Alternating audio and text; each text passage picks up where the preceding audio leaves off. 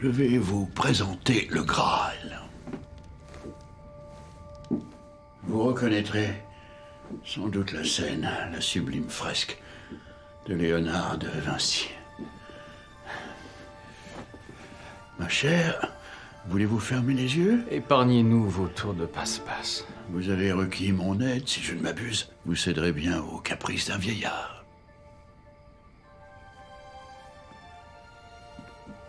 Bien, chère demoiselle. Où Jésus est-il assis? Au milieu. Bien. Lui et ses disciples rompent le pain et ils boivent. Du vin. Ils boivent du vin. Épatant. Et une ultime question. Combien de verres de vin voit-on sur la table? Un seul? Le Saint Graal? Ouvrez les yeux. Point de coupe unique. Point de calice. Passablement étrange, n'est-ce pas? Sachant que la Bible et la légende consacrée du Graal glorifient unanimement cet instant comme celui de l'arrivée du Saint Graal. Alors, Robert, rendez-vous utile. Ayez donc l'obligeance de nous montrer les symboles de l'homme et de la femme, je vous prie. Oh, dur sans ardoise magique. Je dessine des canards très ressemblants. Voici l'emblème originel du masculin, un phallus rudimentaire. Oh, droit au but. Oui, très juste. On l'appelle communément la lame. Elle représente l'agressivité, la virilité. C'est un symbole toujours en usage de nos jours sur les uniformes militaires. Oui, plus on a de pénis, plus on est gradé. Les garçons sont incorrigibles. Et tout à fait logiquement, le symbole du féminin est son exact contraire. On l'appelle le calice. Calice évoquant une coupe, un creuset, ou plus pertinemment, la forme d'une matrice de femme. Le Graal n'a jamais été une coupe. Il s'agit littéralement de l'antique symbole de la féminité, et en l'occurrence d'une femme portant un secret si considérable que sa révélation réduirait à néant les fondements même du christianisme. Attendez, vous voulez dire que le Saint Graal est une personne? Une femme? Et il se trouve qu'elle apparaît ici même. Mais il n'est que des hommes. Ah oui. Que faites-vous de ce personnage à la droite du Seigneur, assis, à la place d'honneur? Ample chevelure rousse, doigts féminins entrelacés, l'ébauche d'une poitrine, non? Incroyable. Pas tant que cela. Ça s'appelle la scotomisation. L'esprit ne voit que ce qu'il choisit de voir. Qui est-elle? Ma chère, c'est Marie-Madeleine. La prostituée? En aucune façon. Salie par l'Église en l'an 591 de notre ère, la pauvre enfant. Marie-Madeleine était l'épouse de Jésus.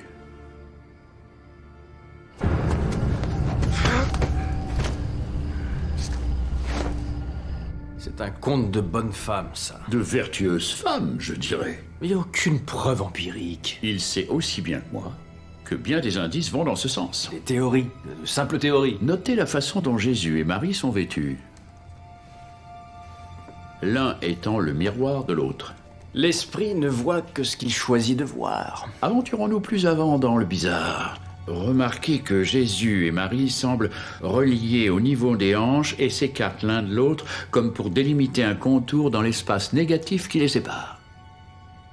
Léonard nous présente le calice. Eh oui, oh, et Robert, voyez ce que cela donne lorsque ces deux personnages changent de place. Ce n'est pas parce que De Vinci a peint cela que c'est la vérité vraie. Non, mais Dame Histoire, elle, en fait une vérité. Écoutez donc cet extrait de l'Évangile selon Philippe. Philippe? Oui, évangile rejeté lors du concile de Nicée, au même titre que tout autre évangile donnant de Jésus une image humaine et non divine. Et la compagne du Sauveur est Marie-Madeleine. Le Christ l'aimait plus que ses autres disciples et avait coutume de l'embrasser Mais sur... il n'y est pas question de mariage. Eh bien, à vrai dire, Robert... À vrai dire, en ce temps-là, le mot compagne signifiait littéralement épouse. Et ceci est tiré de l'évangile de Marie-Madeleine en personne. Elle a écrit un évangile? Simple hypothèse. Robert, soyez fair-play. Simple hypothèse. Et Pierre dit alors, la préféra-t-il à nous? Et Lévi a répondu, Pierre, je te vois faire d'une femme un adversaire. Si c'est elle que le Sauveur a élue, qui t'autorise à la rejeter ainsi?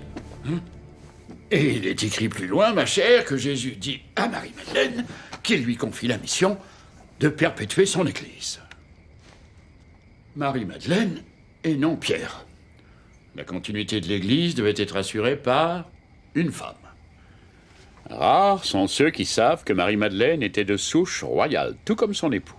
Si je vous donnais, ma chère, l'étymologie de Saint Graal.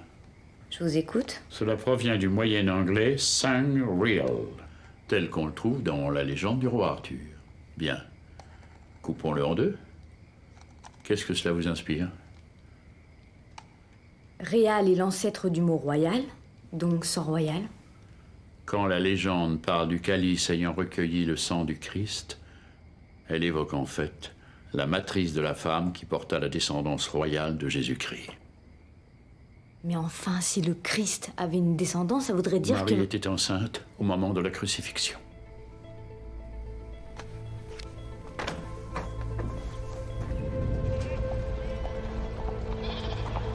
Pour sa propre sécurité et celle de leur enfant à naître, elle a fui la Terre Sainte et elle est venue en France. Et c'est là qu'elle aurait donné naissance à une fille. Sarah. Et on connaît le prénom de l'enfant? Une petite fille. Oui. Si c'était vrai, ce serait l'insulte suprême. Pourquoi? Les païens atteignaient la transcendance dans l'union du masculin et du féminin. Ils trouvaient Dieu à travers le sexe? Dans le paganisme, on vénérait la femme car on voyait en elle le chemin du paradis. Sauf que l'Église moderne a le monopole de ça. Le salut réside en Jésus-Christ. Et qui détient les clés du paradis règne sur le monde. La femme devient alors une énorme menace pour l'Église. L'Inquisition catholique publie ce qui restera sûrement le livre le plus sanglant de l'histoire de l'humanité. Le Maleus Maleficarum. Le marteau des sorcières. Celui-ci enseignait au clergé comment débusquer, torturer et tuer toutes les femmes libres penseuses. En 3 siècles de chasse aux sorcières, 50 000 femmes sont capturées et brûlées vives sur le bûcher. Oh, pour le moins. Des millions, disent certains. Imaginez un peu, Robert, que le trône du Christ ait pu se perpétuer dans une petite fille. Si vous vous demandez ce qui peut pousser à tuer, découvrez donc le plus grand bidouillage de l'histoire. Tel est le secret que le prieuré de Sion s'ingénue à défendre depuis plus de 20 siècles. Il est le gardien de la descendance royale. Le dépositaire des preuves de notre vrai passé. Ses membres protègent la postérité vivante de Jésus-Christ et de Marie-Madeleine.